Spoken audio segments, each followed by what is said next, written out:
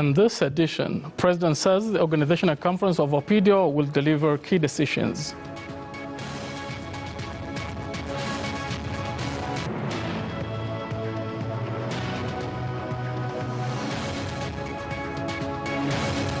Finfinne City Diaspora Association has been established.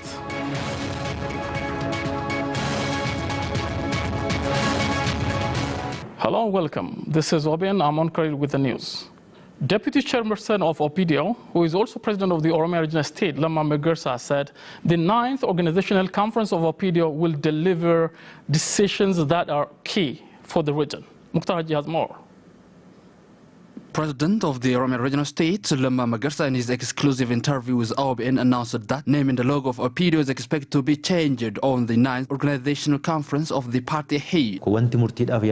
The decision of Organizational Conference will be realized if it is supported by the public. Therefore, we thought that OPDO will launch its Organizational Conference by introducing its new name and logo.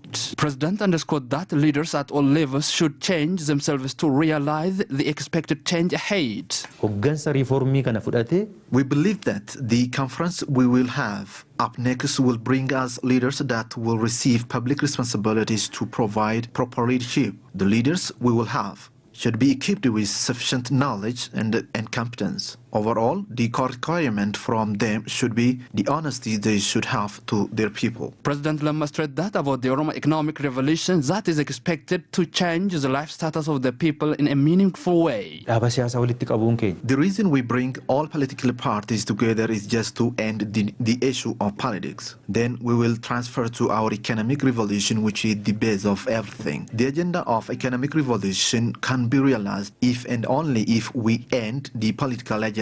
The president has called upon the diaspora to support the Oromo economic revolution. Diaspora Kenya. We have discussed with our diaspora community not only to resolve the ideological disagreement we had so far, but to benefit from the knowledge and experience they have accumulated abroad for a long time, because the capital could be accumulated by using knowledge. In related news, President of the Oromia Regional State, Lamma Magarsa, said peace and security of Oromia, or the region, has been improved since reform has been in place. The Oromo people, he said, should further strengthen their efforts in building the country. Olma Baine has more. President of Oromia Regional State Lamma Magarsa briefed OBN concerning peace and stability improvements in the region after the reform. The president said displacing farmers from their land and putting them in challenges has been no more exercised after the reform. Our people have been freed from tensions like being displaced, jailed and others. This is great freedom and it is even success. This is beyond employing 2 million people and releasing around 40,000 people from prison. The president noted that the Oromo people have great role in building unity of the country. Oromo people have been striving not only to strengthen its unity, but also the unity of the country as a whole. It has practically shown this. We've saved the country from disintegration. It is when Oromo have taken the responsibility of ruling the country that the world has given due attention to our country. This is practically seen in a short period of time. The president stressed that the people should use the opportunity that is gained without shedding blood. We do have a lot of assignments to do. Therefore, we have to use the time to work for further development. We have to listen to each other. Especially, we have to work on economy. Otherwise, it is difficult to bring the needed improvement. The president also called on the people to discuss together so as to solve any challenges that hinder their benefits. Finfinne City administration has called on Ethiopian diaspora community to sustain their contribution in development and democratic system building efforts of the country. And Finfinne City Diaspora Association has been established. Data Teresa reports. Finfinne Diaspora Association has been established today. On the event, the Deputy Mayor of Finfinne City Administration, Dagmar Witmokonnen, in her opening speech, urges the diaspora community to sustain its contribution in all aspects in realizing the development endeavors being exerted so far and in the democratization process.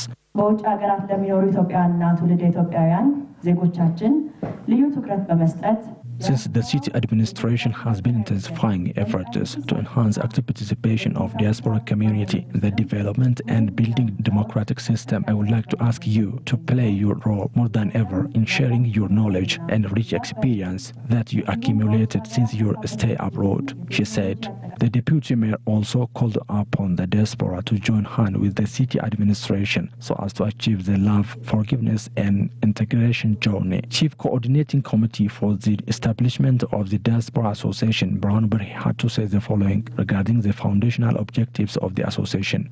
Well, the main objectives of the Addis Ababa Diaspora Association are: one, to bring the diasporas together, exchange their experiences, and especially to contribute efforts that the government, including the Addis Ababa administration, is taking in developing the city, the country at large. Burhanu stressed the importance of government role in facilitating the necessary precondition for the association to enable it to achieve its foundational objectives. The diasporas have also to demand the government to facilitate their work, to bring out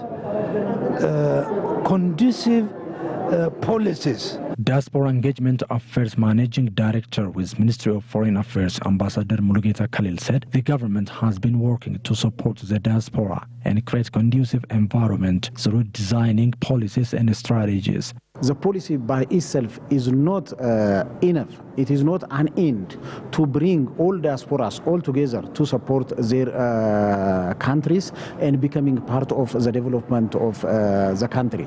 So in this case, the government, instead of having only the policy, now we have started to change into the policy one. This policy is much stronger than the policy, the proclamation. Some diaspora members OBN talked to said that they are ready to serve their country in what they can more than any other time. Our government and our current Prime Minister has started doing. So hopefully we will be part of that change and development. So to answer your question, I have been serving and I will continue to serve my country in my capacity. With the new Prime Minister, I hope we have to do something, of course our country, people, they are expecting our contribution. So it's a good opportunity when I see it. They also called upon the Ethiopian who reside abroad to come homeland and work here. By the way, diaspora benefits the country, especially India is the most beneficiary of its diaspora. And Ethiopian Diaspora Trust Fund has been established last month by Prime Minister Dr. Abiy Ahmed. $1 for a day. That would serve Ethiopians here, as he said, and also established a council. Wonderful thing. Minister of Education, Dr. Tlaye Gete, has briefed the media that the ministry has prepared a new roadmap of education and training. Fugad Burhan reports.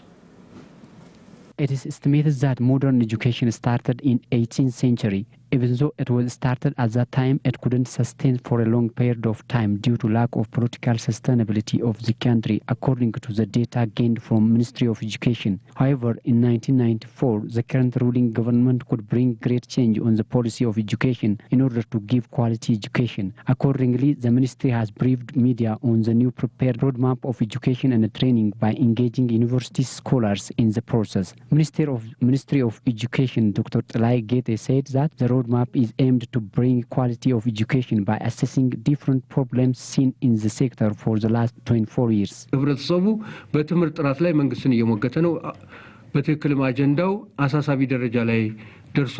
Our society has been asking us about quality of education. It is really the right question. Employee industries have also been asking the same question because our education lacks education quality. Graduates lack competence due to lack of education quality. Therefore, if there is problem with our education and training policy, it should be assessed. That is why we have prepared the roadmap. He added that it is also very important to minimize gap of education access between urban and rural areas. በሴቶችና በወንዶች ያለው ምጥጥን አልተስተካከለም። መሰረታዊ ለውጥ ቢኖርም ስቲልም ምጥጡን አልተስተካከለም። There is also a high percent of repetition. Inclusive education has also its own problem. We didn't answer the questions of special need students. In addition to this, there is a great gap between rural and urban regarding access of education. He further notes that the newly roadmap can play an enormous role in the current reforms of the country.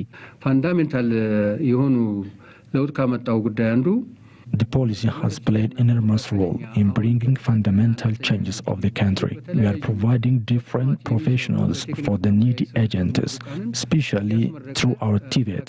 So the new roadmap will help us to further strengthen our efforts. Dr. Telai states that the discussion will hold from August 22-26 with different stakeholders on the prepared roadmap with the theme of attention to equitable access, relevance, and quality education and training. የሚቀጥሉ ሳምንት ከበርካታ የሀገራችን ልዩ ልዩ ተቋማት Starting from the coming week, we are ready to discuss the roadmap with civil society, leaders of the regions, federal offices, minister and state ministry of education, media, and contesting parties. It said that the discussion will continue up to schools level. In Ethiopia, about 29 million students are attending classes and over 50 universities are there. A cultural symposium that aimed at strengthening the people-to-people ties between Ethiopia and Eritrea opened in Finisari at Ethiopia Hotel. The symposium, which brought together 500 participants drawn from Ethiopians and Eritreans residing in Finisari, was attended by Minister of Culture and Tourism, Ms. Fozia Amin, and officials from both countries as well as invited guests. On the occasion, Ms. Fozia Amin underscored the importance of such cultural events, which she said was vital to advance the people-to-people ties between the two friendly nations, according to the Ministry of Foreign Affairs. A trio of presentations was made that focused on traditional costume ties between the people of the two countries, ways of enhance the cultural and linguistic ties, and the need for cultural collaboration between Ethiopia and Eritrea. FEBC website reported.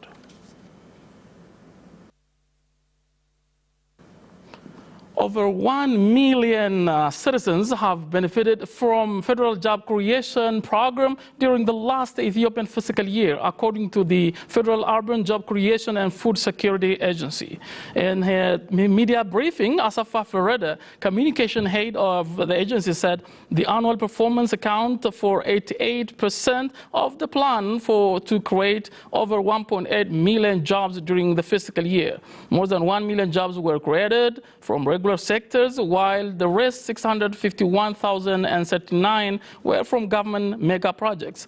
The regular sectors for job creation included small-scale manufacturing, construction, urban agriculture, service delivery, and small-scale trading. From the stated amount, 4,445 were jobs created for disabled persons, 8,114 for returnees, 56,622 university graduates, 73,258 graduates from technical and vocational training centers. Some 67.8% of the beneficiaries were youth, according to the agency. The agency noted that during the past 3 years of GTP2, jobs have been created for 5.6 million citizens, which is 66% of the planned 8.5 million. Lack of proper coordination among various stakeholders was stated as the major challenges which has been facing the program and needs to be properly resolved for the next budget year, he underlined. OBN's Kebrez Alalam reported.